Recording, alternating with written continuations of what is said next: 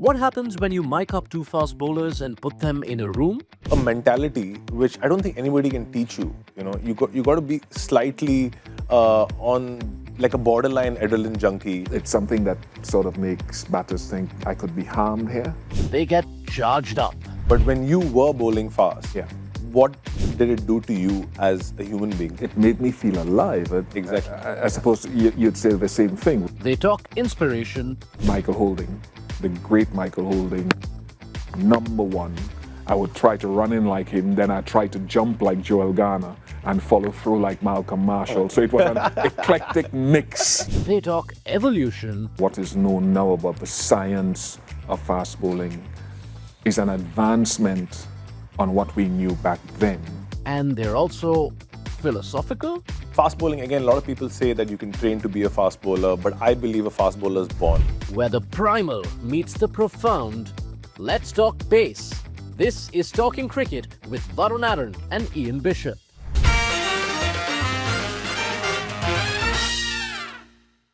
Hello and welcome to a very special segment of Cricinfo where I get to have an unhinged, candid conversation about something which is really close to my heart in the esteemed company of Ian Bishop. Hello Bish, welcome to the show. Thanks for having me, Varun. Great to be here.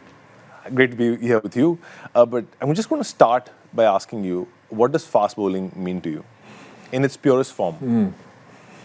Well, I think for me, obviously very biased. It's perhaps the most exciting facet of the game for me. Anyone that can get the ball down to the other end at often over 145 kilometers per hour, over 90 miles per hour, I think is classified. There's a distinction between good seam bowler and a fast bowler. So I think you're in that upper echelons where you're testing a batter's technique as well as his temperament and his character. So I don't want to sound too harsh, but it's something that sort of makes batters think I could be harmed here or I could be dismissed. Correct. But yeah, this is the optics of fast bowling which you're talking about. But when you were bowling fast Yeah. and you were immersing yourself into the art, what did it do to you as a human being? Like, how did you feel like when you bowled a ball and bowled a length ball and the keeper was standing at the 30-yard circle and he gathered it, threaded it into his glove? What did that make you feel? That's what I want to know. Well, it made me feel alive. Exactly. I suppose you'd say the same thing, wouldn't you? 100%. And when you're young and in the prime of your career, certainly for me, it very much at that time was an ego thing, especially when you're in your early 20s, mid 20s. You want to see the keeper catching the ball above his head. And then as you get slightly older, you recognize the value of not only pace, but control and variety that goes along with it. So there were stages in my career where initially I want to see the ball, I want to see a batsman ducking, I want to see the keeper catching it shoulder height or head height. And then when I got into that second phase of my career, it was top of off. Test his technique as well as using the short ball and scaring him or her. In the case of women fast bowlers like Shabnam is. Yeah, you wouldn't be wanting to bowl too. No. But there's some really good female fast bowlers Correct. coming through, and I think 100%. our conversation will evolve around the game itself and not just men's cricket. Yeah, the other thing is fast bowling. Again, a lot of people say that you can train to be a fast bowler, but I believe a fast bowler is born. Where do you stand in that conversation? Why do you say born? I mean, explain that for. Because I feel that you have to have the prerequisite of having fast twitch fibers and also a mentality which I don't think anybody can teach you. You got to be slightly on like a borderline adrenaline junkie. You should be able to take certain risks because I feel every time you're stepping onto the field as an out and out fast bowler, you're maxing out. You're putting your leg on that pedal really hard every time you're bowling. All right. So there is an amount of risk which you should be ready to take, especially if you've had injuries. We both had a lot of injuries. You always have that at the back of your head that I've been injured before, but you just got to block it out and be like, you know what, whatever's happened has happened. I'm just going to go out and let it rip. So I feel you have to have that mentality and also the muscle fibers to do that. And you're obviously coming from the greatest generation of fast bowling, which I would say. What did you guys think about this back then? We didn't know as much back then, unfortunately. What you and your generation came to know and what is known now about the science of fast bowling is an advancement on what we knew back then. Fast twitch fiber, definitely. You think of sprinters like Usain Bolt, for example. You can take a guy off the street and teach him to run technically as fast as Jack John possibly can. But there's no way you can take him off the street and teach him to run as fast as Usain Bolt. 100%. Fast twitch fiber is something unique. So I agree with you in that sense. Fast bowling is the most demanding, physically demanding thing in cricket.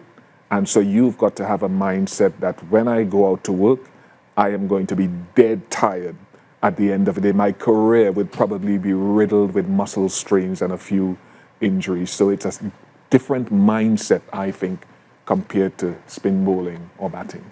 True. And with that, what do you think is maybe one or two or three very important tenets of fast bowling? Like, how do you build the ideal fast bowler? Like, could you break that down? I would say, from when I reflect on my career, because I don't know who your mentors or your heroes were growing up. My first time going to watch a game of cricket, an organized game of cricket, was a test match at the Queen's Park Oval in 1977. Colin Croft got 8 for 29, and he had one of those weird actions.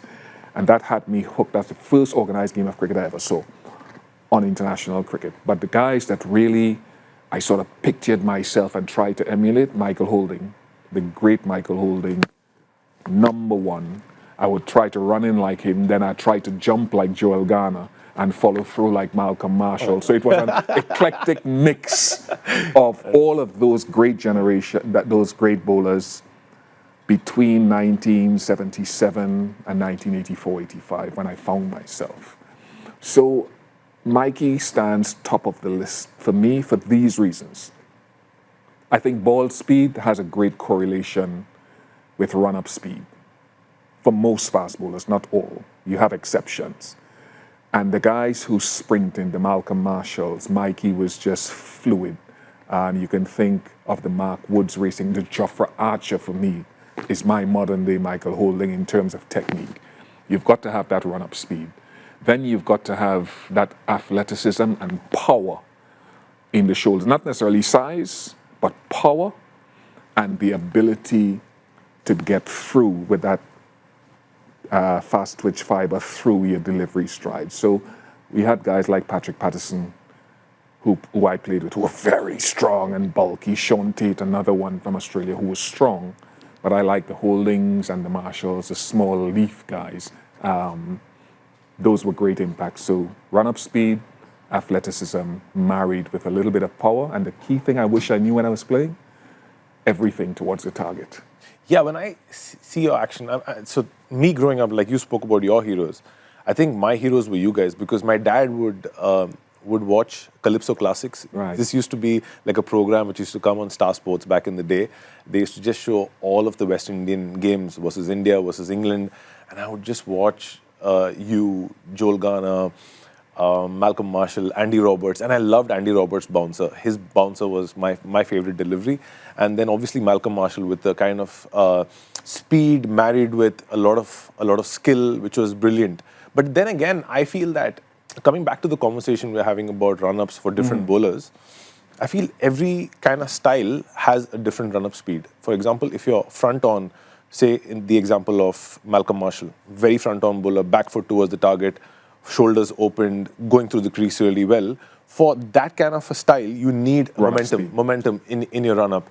Somebody like, say, Sean Tate, his side on, sometimes pass side on. You need to spend an extra second on the crease. When I say a second, I don't mean a second, but in relative terms, to actually gather that momentum and then launch the ball. Yeah.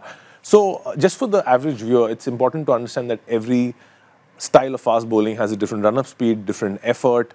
When it comes to Jofra Archer, I think he's somebody who really uses his levers well. We all know that longer levers make more power. And if you see Jofra Archer and Bumrah, the way they generate speed, it looks really effortless to the average viewer, but it's actually science in play. There's a lot of physics which comes attached with it, because if you see Jofra Archer, his load starts from somewhere here, and it goes down. So he's making an arc from here to here, which is a very long lever.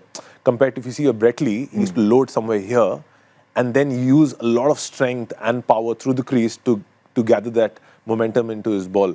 But then again, just for the average viewer to make them understand what a fast twitch fiber is, I feel the best example is that when you're in school, when you're in grade 2 or grade 3, when nobody has done any training, when everybody is just fresh, there are some kids, boys and girls, who are just fast from the start, naturally fast, and they're blessed with those fibers which can produce like effortlessly, to put it that way. I describe that in this way. Two things. The one thing I'd say about Jofra, Jofra at his best, and we're using the most modern entity. At his best when he started in the Ashes, now that he's fit again a spell, he bowled at your hometown at the Chinnaswamy a couple of nights ago. When he's bowling at his best, Jofra runs in. He runs in like a train, but because he is so athletic, people say it looks as though he's not putting out any effort. But he's rapid. Even the guys who, like, let's say a Michael Holding, who's very classical, he makes running look easy, right? So I think there's a run-up speed that happens in there. The West Indian bowlers that I played with, for example, Winston Benjamin, lesser known compared to Curtly Ambrose and Courtney Walsh. Myself and Winston, for example, would run off 4 steps in the nets.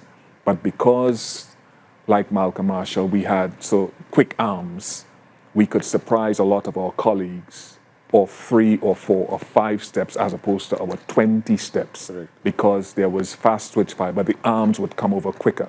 Curtly Ambrose couldn't do it. Right. He had to have his full run. Courtney Walsh had to have his full run. So there are guys who just have that real snap and fast twitch fiber, similar to sprinting. True, but that's an interesting point you made, because this is my view. We could debate. Everybody's different. Yeah, 100%. But I feel the most important part of your run-up is actually your last 3 steps. Because you could be the greatest runner on planet Earth, but if you muck up those last 3 steps, you actually lose momentum and you actually get injured a lot. If you see the best bowlers, they've been great through the last 3 steps. That's why Bumrah, he seems like an anomaly for everybody. But just with the way his knee drive is through the last 3 steps, he actually gathers a lot of momentum. So you can run really fast, but if you don't take that momentum into the crease, then there's no point of that run-up, would you say? I think, yeah, I'd agree with that. And Bumrah is unique. Yeah, it's also a lot of hyperextension involved. His wrist. Yeah, there's wrist, his forearm, everything. I think he's like a mutant fast bowler. Yeah, so I wouldn't, like my 15-year-old girl now is a little budding seam bowling all-rounder. So she wants to look at us talking about fast bowling and listen, and I couldn't teach her to be like Jasprit Bumrah. What I would say with the run-up is that you're starting off like, let's say, a 400-meter runner. You're building momentum. By the time you get into 2/3 of your run, I think you should be at what is optimum run-up speed. Maintain that through the last third. Don't slow down. Yeah. Maintain that optimum speed, whatever that is for Varun Aaron, Ian Bishop, Jofra Archer. Maintain it through a balanced gather at the crease. It can't be too fast where you can't gather yourself, but it can't be too slow where there's no momentum into your delivery, and then get through. So I agree with you that last phase must be a continuation of what you built up halfway or 2/3 through. 100%. The other thing which comes to mind, and this has been something in my head for the longest time, training methods, techniques, the facilities we have now have been radically upgraded from when you were playing, for example. 100%. But the number of fast bowlers, in fact, when I say fast, I mean 145 plus, has maybe declined or could be equal at some stage in various parts of the decade when everybody's fit and there are maybe 4 or 5 bowlers who are like really rapid bowling. What do you think is that one factor which has made this happen? Like, even though everything is way more upgraded now, you guys still had more fast bowlers than the current times. It's a tough question. But It is tough because there's a lot of debate. Because when we started playing, you were fortunate you came around in an era where the speed gun was at its height. Yeah. And that has just continued. Correct. The guys that played before me didn't have that sort of technology to track them through their careers. It sort of started through the last third of my career. So I believe that what we've learned is there are more guys bowling fast now, not as many guys at that rapid pace. But there's a greater group of guys who are bowling 140 and above, not as many who are bowling 150. 100%. Right? So I do believe the science has aided to widen the scope and the group of guys who are bowling above 140. What they have the advantage of too is when I mentioned just now everything at the target. If you're a side-on bowler, you get your back foot parallel to the crease, align your front leg towards the batter, and get around yourself, as you said, using that rotation. The guys who are chest on, back foot probably towards fine leg, front foot, so everything towards the target with the hand and the head going through. And in terms of injury prevention, I think that's going to be the big thing. Can our bodies mature perhaps after the age of 23, 24, when you reach your full prime as a man and use those biomechanics of alignment to keep guys fit? Because you had your injuries as well as you reflect. Right. What have you learned from it? Yeah, Bish, that's a really interesting topic. I could write a book on it maybe. I'd love to know. 100%, because I've had so many injuries. How many stress fractures did you have? 2. 2? Yeah. Jeez. How many did you have? I had 8 on my back. Oh my God. And 3 on my foot. So I had like a lot of stress fractures. And you know, looking back, I've thought about it a lot and I've had to like really do a lot of internalization, a lot of research on myself to even play the game, because it was getting really tough for me at a point to just think about bowling. You know, like the only thing on my head was my body, because I just wasn't able to get on the field for more than 6 or 8 months and enjoy a long period of cricket. So I feel coming back, and this is what I feel in general, and I would love youngsters to maybe think about it and buy into it. I feel most of the greatest fast bowlers, and the reason why they're great is because they've had a long, unhinged, undisturbed career, you know, and they've had long periods of being fit. I think if you start your career in one action and end your career in almost the same action, there's a high likelihood you don't get injured, because your body adapts beyond a point. Yeah, but in somebody like in your case, you had a mixed action, all right? Your back foot was side on, your front off was really open. So there has to be a little fine tuning when it comes to somebody who's mixed. That's where actions really can break somebody. But if you aren't mixed, I don't think you should change too much. So when I look back, I feel I started off, I was really semi-open, and my front half was more or less side-on, semi-open. But just as a kid, you're vulnerable to coaching, and you listen to mostly what people tell you. I bought into a slightly modified action, which made me really front-on. Like at one point, not at one point, I think throughout my 20s and my 30s, I was bowling with my back foot was almost pass front on. We talk about pass side on minus pass front on. My back foot was pointing towards first slip. So that kind of instability at the crease really made me fall away, and because the target was there, right? So I had to somehow hold my body together to bowl straight at the target and get shape in.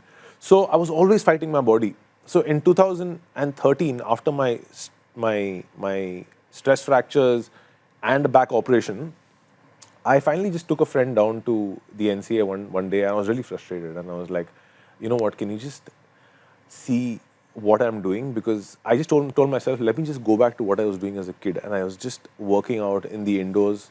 And I was like, just keep filming me, okay? After half an hour, I somehow felt that something feels really, really natural, and something's clicking, you know?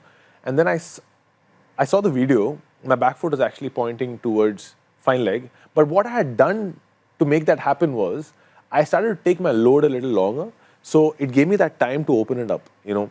So then I had the only year which was uninterrupted by injuries was the 2013-14 season when I made a comeback to the Indian team.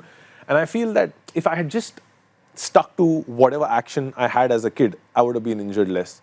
But then again, I had a lot of predisposed physiological, I would say, defects, because my right shoulder bone is 2 centimeters shorter to my left. So my right shoulder always has a little indifference of range to my left. I have a very lord-loaded back. So there are so many things which contribute to injuries. But at the end of the day, I feel I enjoyed what I did because I really worked hard on my fitness, which kept me going. But then when we come to fitness, what did you guys do in your era? Because obviously we have so much of knowledge as to workloads and what we should do and not do, what we should eat and not eat. What made you guys stick? It's still, those things are still ongoing discussion. So you've got, and I understand people will be watching this and there are various schools of thought. Yeah. So what I'm sharing, I'm not saying it is the gold standard, yeah, but it's what we did. I remember when I was very early into my, or approaching mid-teenage years, Andy Roberts came to Trinidad and Tobago. He's Antiguan, and his career had just finished at international level. And he would take a group of us, including myself, through training regimes for about a week. And the one thing that he did was take us to the beach and had us running, for example, on the sand. This is old school, right? So I understand this is old school. So we'd start off jogging on the sand. Then he would take us into the edge of the water, ankle height. We'd jog from one end to the next. Then we'd go in knee deep and jog knees up, get it out the water to get down. Then we'd go further in, waist deep, and go up and down. And this is what he did, why he was so strong and so full of deception. You know those old stories about he bowled you a slow bouncer and then a quick one, and no one would be able to discern it. It's because he had so much power in his upper body and his core and his legs. So I loved running. I would go for runs a couple of miles, 2-3 miles, as often as I could, because I just enjoyed that. And looking back, I didn't realize that sort of built my foundation in terms of, now fitness now is different. There's a lot of gym work, a lot of technology that's involved. So I understand times have moved on. Got to be fit, got to be strong in the lower body and in the core. I'm waiting for the day when I can see an SNC bulletproof, a young fast bowler, say Mayank Yadav, to see as a test case whether they can stop him from having any more injuries. That's the other thing. I feel there's no SNC or physio in the world who can bulletproof a fast bowler. Because first of all, fast bowling is a very unnatural movement. It is the most unnatural movement in sport, because there's no other movement in sport where you have to run in, perform a straight arm overhead movement, and have your back flex, extend, counter rotate, and laterally flex. Are you going to discourage every fast bowler now? No. I'm not discouraging anybody. I would love everybody to bowl fast, because I feel it's one of the greatest pleasures to see fear in a batsman's eyes, to see your ball shoot down to 30 yards and the keeper thudding into the keeper's gloves. But the fitness regime we follow nowadays is a lot more structured. I feel it lacks the creativity of what you guys did. You know, I feel the best trainers at this time, the guys who actually somehow, I would say make guys bulletproof, but get them somewhere close there, are the guys who can marry the old school and the new school. Because I feel it's important to also perform human movement which comes naturally to the body. For example, just like what you're saying, I never knew you guys did this. If you're running in knee deep or waist deep water, you have to naturally drive your hips higher up. Correct. But now what we do is we have hurdles for that. Right. You know, it's the same thing. Yeah. But Principle is the same. Correct. Principle is the same. But then you guys were doing it with water. So you're basically defying a certain level of resistance to do that. So yeah, and also this could be, people could take this and do this, because that's why there are so many great West Indian sprinters as well. Like if you see Usain Bolt's hip drive, knee drive, it's just brilliant. Like, I mean, I would have loved to have something like that. But it's very structured now, and I feel it's great to be structured, but it's also important to have a good running base, because I feel a running base is your engine. At the end of the day, athleticism, 100%. And if you can't run a 5K under 20, like Dennis Lee used to say this when he used to coach me, that if you can't run 5K under 20 minutes, you shouldn't be a fast bowler. You know? Okay. I mean, he was a hard taskmaster, which was really good, because I feel if in your younger days, if you have a coach who's very matter of fact and who's a hard taskmaster, you eventually buy into the most important principle of fast bowling, which is hard work. You can't survive. Do you think would you have survived without you working hard, and you would have come back so many times without working hard? There's no fast bowler who will have an easy life. Fast bowling, as I said, is the most physically demanding part of the game, right? So for young males and females watching on, I would identify the guys who played just before me. Michael Holding, to me, was perfect. He looked like a 400-meter runner. Yeah. Very athletic, well-balanced, lovely bound and gather, and towards the target. And then you had someone like Patrick Patterson at his peak in 1986, just before I started playing first-class cricket. The fastest that I ever saw was him, was a lot more muscle, a lot more power, but he would race in that year of 1986 when he scared the entire English team. So he was different from Mikey, and Malcolm sort of combined a little bit of speed and athleticism, chest on, through the crease, lovely wrist action towards the target, head bolt upright. And that's my key to anyone now. This is your camera. If you can get this going towards the target, wrist, palm of the hand towards the target was on my checklist as well. Driving the knee through. I think those are fundamentals that I see in Jofra Archer at his best, even though it's a little laid off. Mark Wood is the fastest of this modern era, even at age 34. Braced front leg, to try to get over that braced front leg rather than collapsing it into the ground and letting your energy go into the ground. And Rick Norkia, when he was fully fit, he's suffering a lot of injuries now, is another one of those modern bowlers who I think at his peak was rapid. Rabada is a little different. He collapses a little bit, and he's perhaps now not that 145 plus. Yeah. Not regularly anymore. True. Yeah. Right? So those are guys, and if I go back a little bit further, Brett Lee was, and Alan Dunnell, who I think, Brett Lee in particular, perfection. True. Absolute energy towards the target. Lovely run up, not too fast, but brisk enough. Shoaib Akhtar, Wazim Akram, Waqar Yunus. Great fast bowlers, different methods. There's one bit which I really want to talk about, which not too many people talk about in fast bowling. Like in batting, people say, you know what, keep your head still, your head shouldn't fall. But I've rarely heard anybody say, keep your head still in fast bowling. Yeah. I feel that's the most important thing. But where people don't really, and I'm talking about the cricket fraternity, when coaches say that, you know what, you should do this, but how you do it is the most important thing. I feel that's where a coach comes in. What was the coaching setup when you were growing up, and how did coaches approach fast bowling? Were they more like, Bish, just bowl to the top of off, or were they like, or on the days you couldn't bowl to the top of off, was there somebody to tell you, you know what, Bish, you can maybe try this to bowl to the top of off? Because I feel with the art of fast bowling, the art of coaching fast bowling is one of the toughest arts.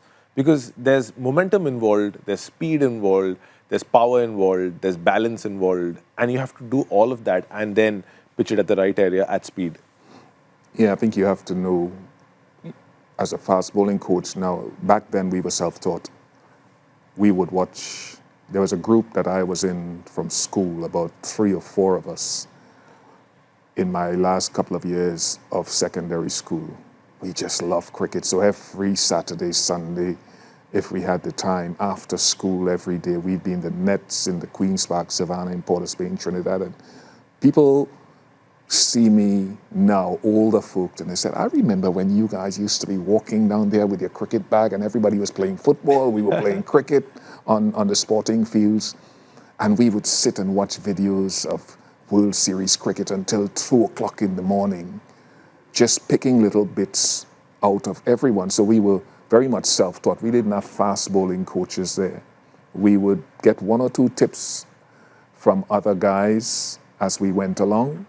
But the real formal years were sort of when I went to Alf Gover's cricket school, which is now defunct.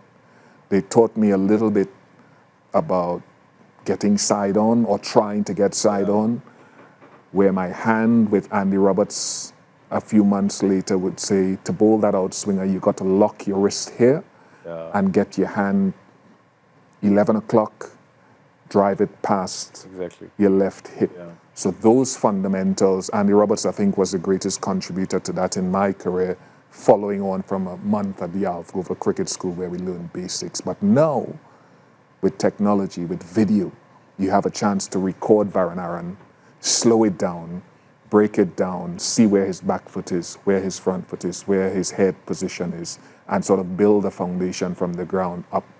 And that's where I think someone like Otis Gibson, the former West Indian fast bowler, who was my roommate at one point in time, who went on to coach England, in my view, is the best fast bowling coach that I know because he understands those concepts. That's really interesting.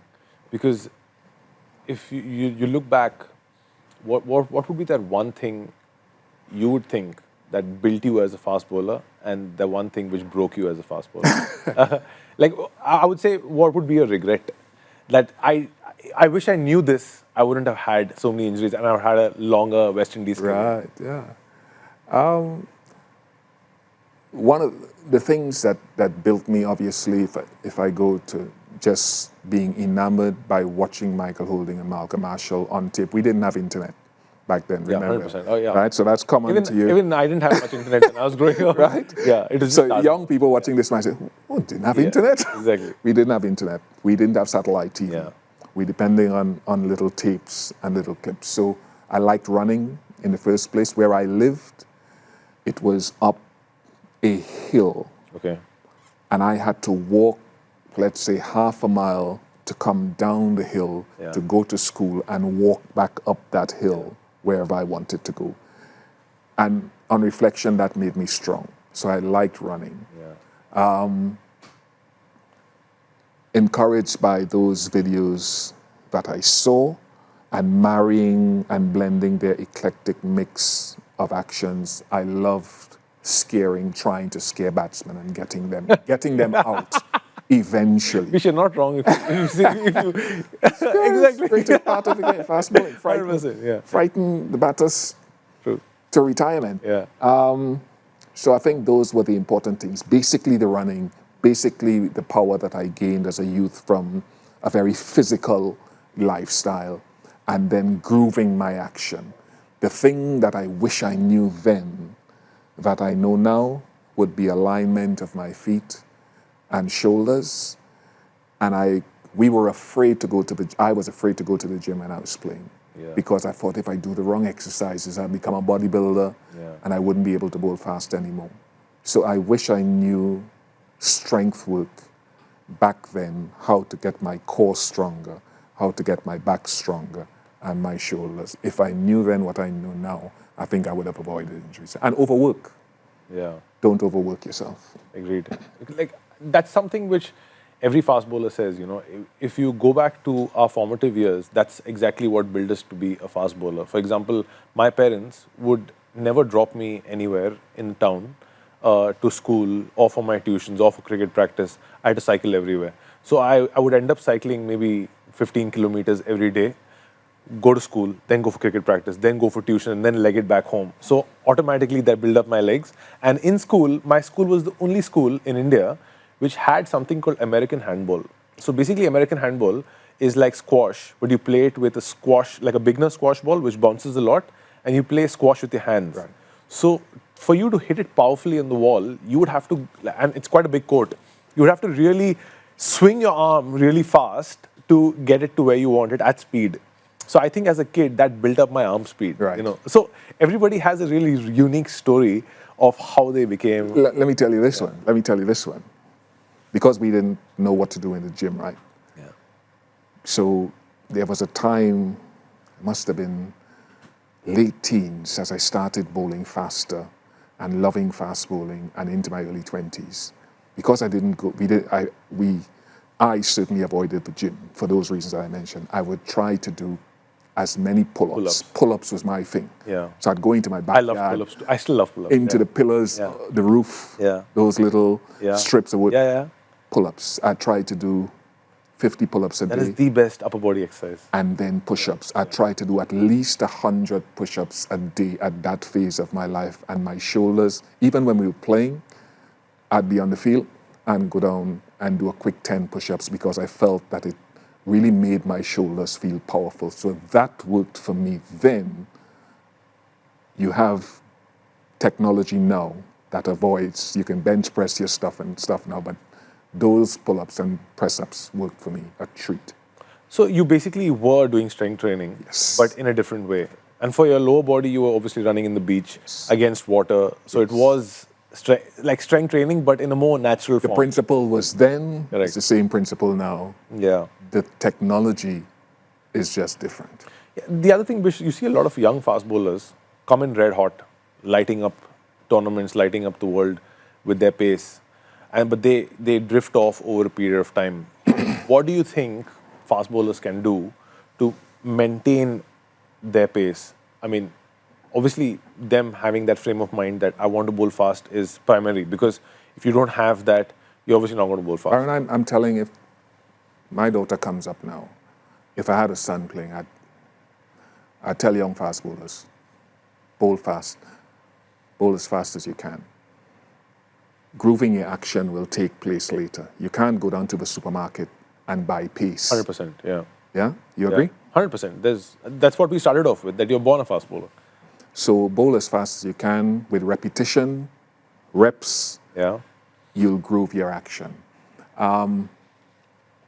So I would say in the modern game, for example, I love how Australia have managed mid-Stark. I think mid-Stark... that's a marvel, yeah. I talk about Jafra Archer, but mid-Stark at his pomp, late 20s, early 30s, is someone who was phenomenal. He's mid-30s, he's still bowling 140, 145 plus. Because they've managed, I wouldn't say workload management, but he stayed away from quite a bit of T20 cricket to prolong his red ball career. He selectively played his ODI cricket. Pat Cummins, the same. In the West Indies right now, we have 2 or 3 guys, I'm going to throw this out at you. They're not, one of them certainly isn't 145, Jaden Seals. Young kid, swings the ball, outstanding young bowler at age 21, 22. Alzari Joseph is another one who will get above 145, sometimes close to 150. Springy action, wiry, whippy, great wrists. I love watching those guys bowl because of their mechanics. You talk about guys like Jasprit Bumrah, who are very Prasidh Krishna, unfortunately, has had his injuries, but he's had so much to offer. So I think there are some really good fast. Gerald Coetzee from South Africa is another one. If he can stay fit, I think he offers quite a lot to the world game. Very exciting. And for example, Mayank, who just played yesterday, he obviously was bowling early 150s, mid 150s last year. But yesterday, obviously being the first game, we all know as fast bowlers, you're not going to go all guns blazing in your first game back, first competitive game back. Just looking at him, what do you feel he could do? Like, I have a couple of theories, but yeah. No, okay, let me go first. I was saying about the Australian fast bowlers as an example. There's 3 formats of the game today. I firmly believe there is no fast bowler, guys who are bowling rapid, that can play all 3 formats over a long period of time and continue being rapid. You cannot do it. Your body will not allow you to do it, or your pace will not be sustained. So you have to be selective of when you play your out and out quick bowlers. Because I think there are a few guys around who've dropped their pace because of it, right? Yeah. Mayank, some guys are predisposed to injuries. Yeah. You look at Pat Cummins until he sorted himself out. He started as a teenager, 17, 18, 1 test match, didn't play another test match for about 6 or 7 years. His body had to get stronger and his action had to be fine-tuned. Whereas someone like a Courtney Walsh, just open-chested, gangly, very rarely seen to be injured. So I would say that's why I want to see an experiment, which is the wrong word, experiment, where some SNC and someone can contract Mayank Yadav and just like work with him, strengthen him in every part of his body, Varun.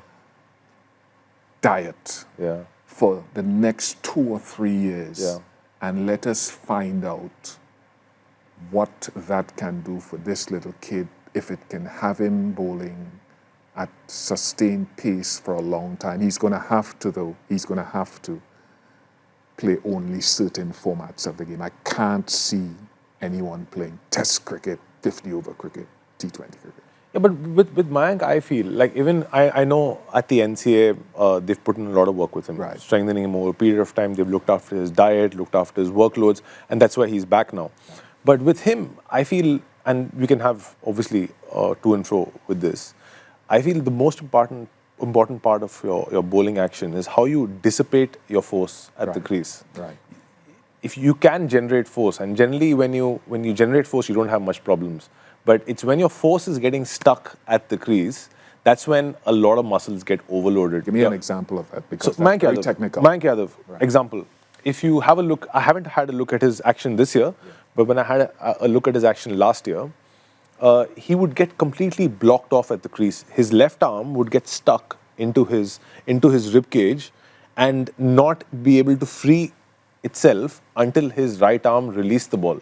But if you see the most efficient fast bowlers, they don't get blocked at the crease. The moment you get blocked at the crease, your forces are going not just forward, but also into the crease. And eventually, the part that gets loaded the most are your hips and your back. And that's where you suffer. For example, when you had a mixed action, if you were going towards the target and your left leg wasn't going outside instead of going straight, you would have had less injuries because... I hope. And 100%. I've seen your action and I remember it so well. Yeah, it was a good study for most people coming after of what not to do. Yeah, but it wasn't too off. But it's just these things. When I talk about coaching, I feel like coaches, because you have so much technology now, it should be really easy for you to pick up these things. And it always lies in one step back. Because if you address the problem, it's never the problem. It's always what you've done one step before the problem, which leads to the problem. But yeah, I'll just close this off by asking you one last question. And that is, what do you think West Indian cricket can do now, West Indian fast bowling can do now, compared to what guys were doing before? Like, why do you think West Indian cricket has gone from being this fast bowling powerhouse to not having that many fast bowlers at the moment? If you can just sum it up for us. Yeah, I think we were fortunate to have a generation that was a physical generation, and guys loved the art of fast bowling, and so that was encouraging from the early 70s right through with a generation, right? So Curtly Ambrose, Courtney Walsh, myself followed Joel Garner, Michael Holding, who followed Andy Roberts, Colin Croft, blah, blah, blah, blah. I think pitches help to encourage that. So in West Indies cricket, I would say we have to be more deliberate in finding those fast bowlers, and whether that we have a good few kids coming through now, a guy called Johan Lane, etc., etc. How we take them from age 18, 19, deliberately strengthen them, teach them the fundamentals towards the target, the basics of fast bowling. You mentioned force and loads and that sort of thing. We are not deliberate enough, I think. If we are more deliberate in discovering and procuring, the Jaden Seals will reach his full potential. Alzari Joseph is starting to find himself. The guys that I call Johan Lane, those guys coming through, will develop and fulfill their potential. But we must have the technology, access to it, the discovery process, and the procuring. There's potential. There are green shoots in the Caribbean. Or maybe Ian Bishop as fast bowling coach. Coaching, Varun, you know this. Coaching and communication is different from commentating on it. Commentary is all about communication. Well, in a different way. I don't have the patience for coaching. Yeah, I love fast. All right. I love it. Excellent. You love it. I love it. Thanks, Bish. It was a beautiful chat, and I hope we get to have more conversations like this in the future. I hope so as well. Thank you very much. Cheers. Thanks.